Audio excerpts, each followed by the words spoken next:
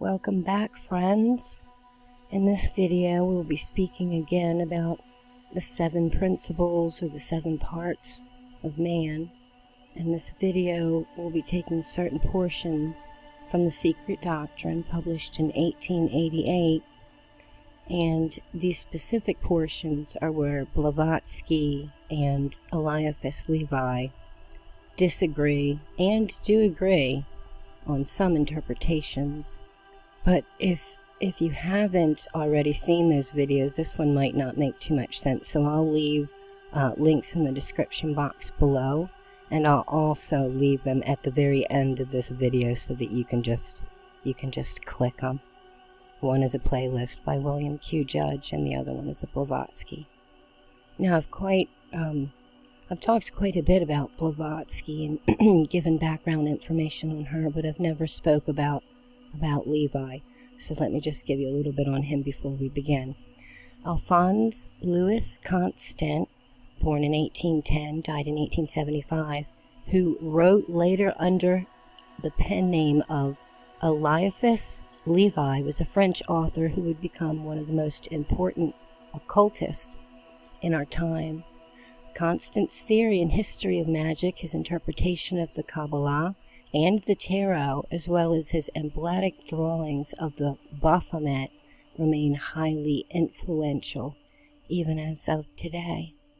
He would go on to inspire a number of key esotericists, among them Helena, Petrona, Blavatsky, and H.P. says that the late Eliphas Levi was the most learned Kabbalist and occultist of the age, and everything from his pen is precious to us insofar as it helps to compare notes with Eastern occult doctrines by the light thrown upon both to prove that the two systems, the Eastern and the Western, are the same. Even though she referenced and praised him often, she also criticized him as well, and when reading her articles, we learn that she considered his language, quote, rather too rhapsodically rhetorical to be sufficiently clear to the beginner, end quote, in regard to some of the unpublished manuscripts that she had read.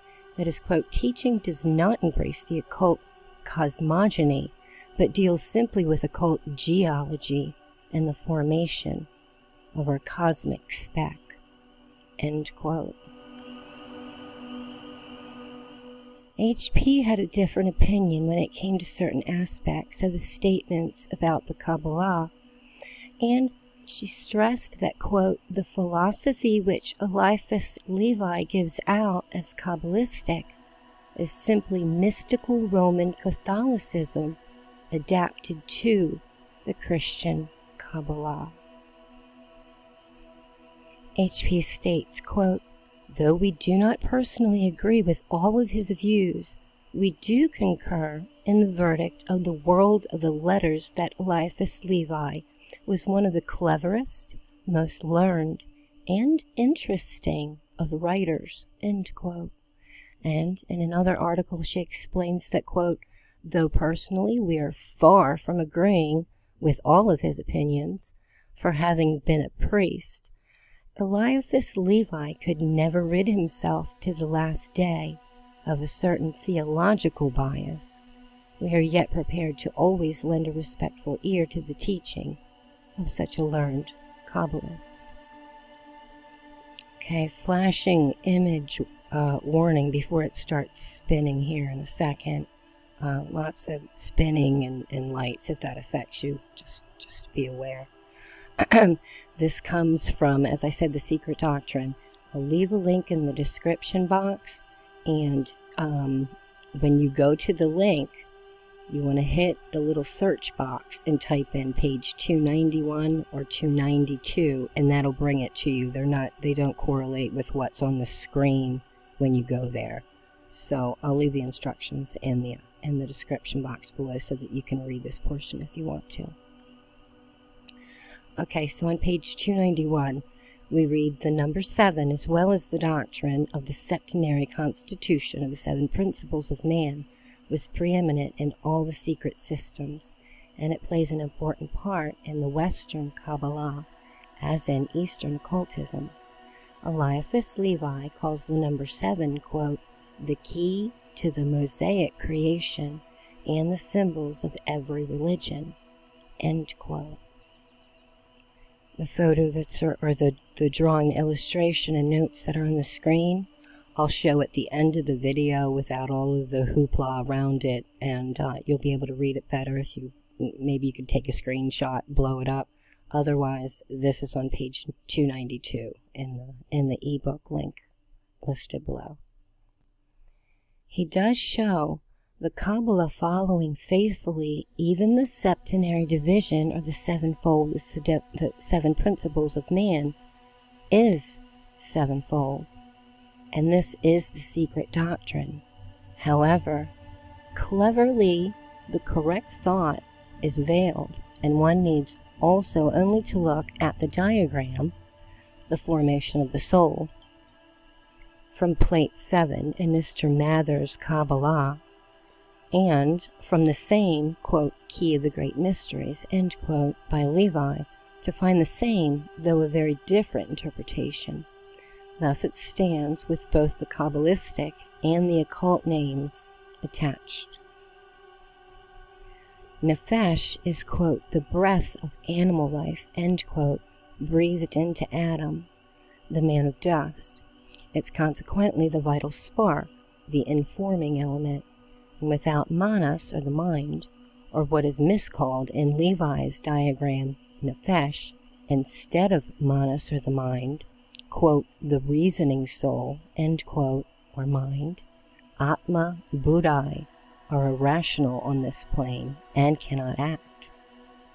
Theosophists say it is buddhai which is the plastic mediator and not manas, quote, the intelligent medium between the upper triad and the lower quaternary, end quote.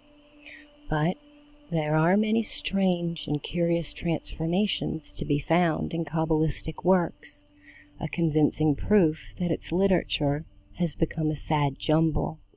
We do not accept the classification except in this one particular order.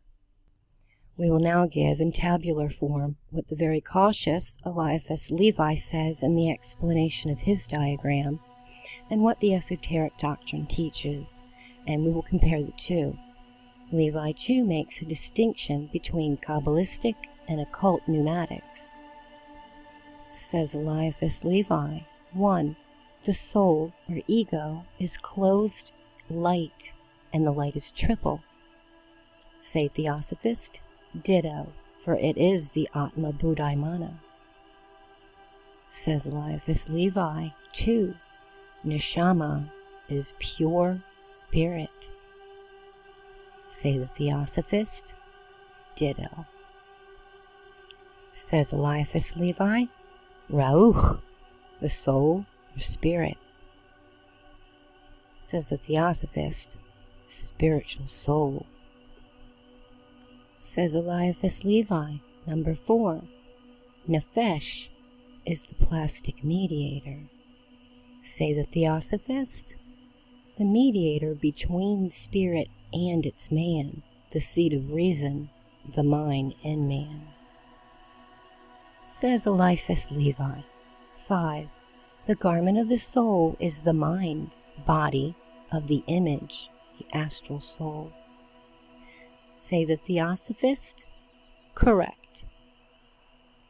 Says Eliphas Levi, number 6. The image is double because it reflects good as the bad. Say the Theosophist, too uselessly apocalyptic.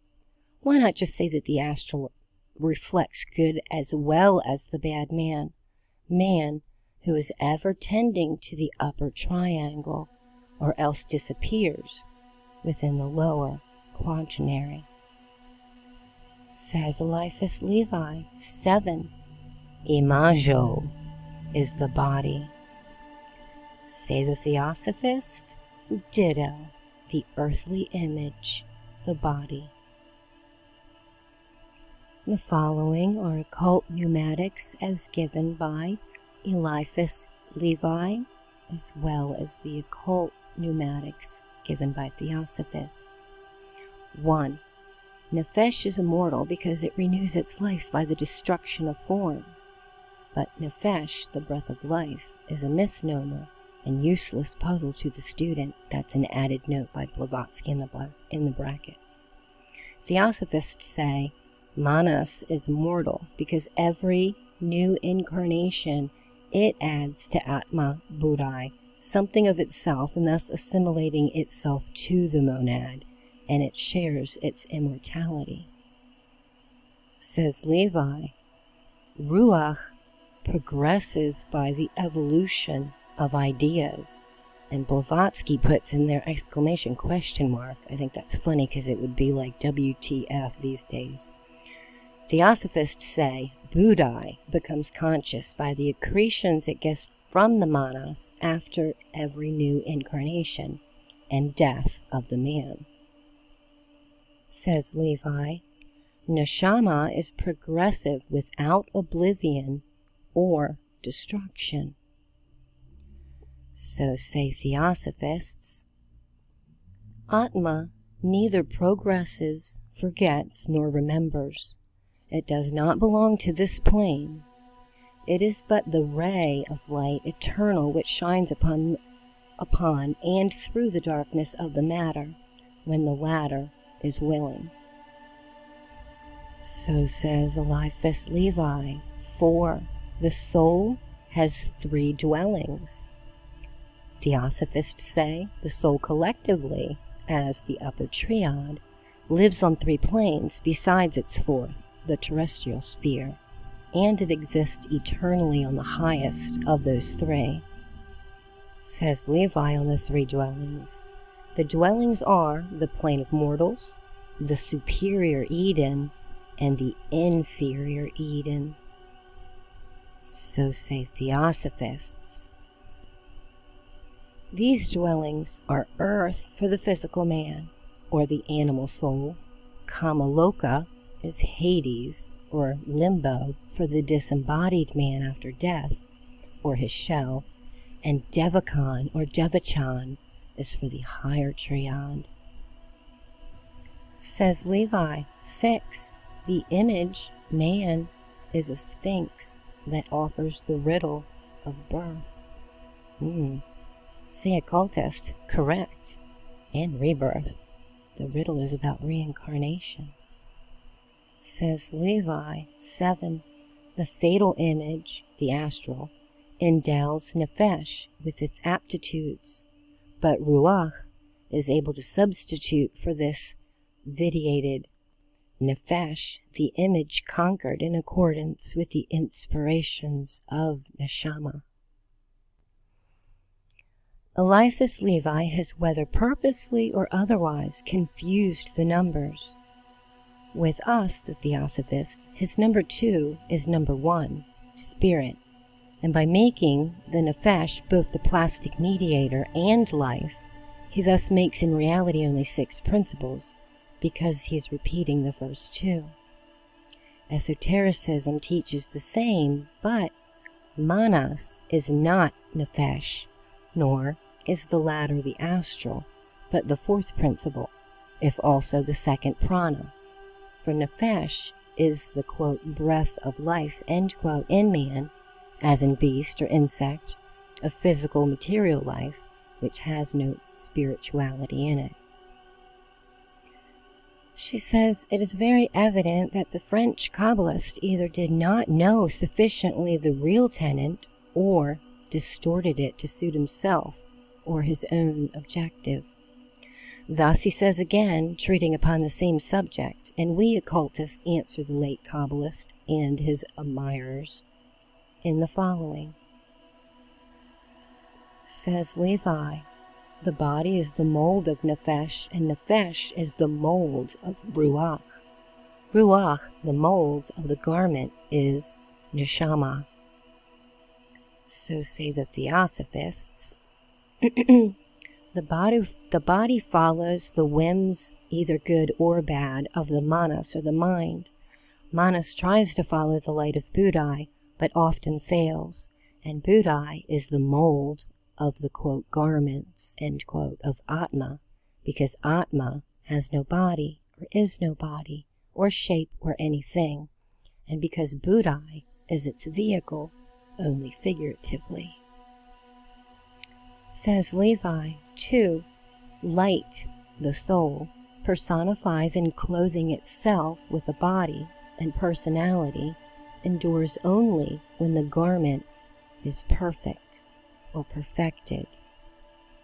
The Theosophists say the monad becomes a personal ego when it incarnates, and something remains of that personality throughout the manas when the latter is perfect enough to assimilate to the Buddhi. Says Eliphas Levi, 3. The angels aspire to become men. A perfect man, a man-god, is above all the angels. Say Theosophist? Correct. Says Eliphas Levi, 4. Every 14,000 years the soul rejuvenates and rests in a Jubilean sleep of oblivion.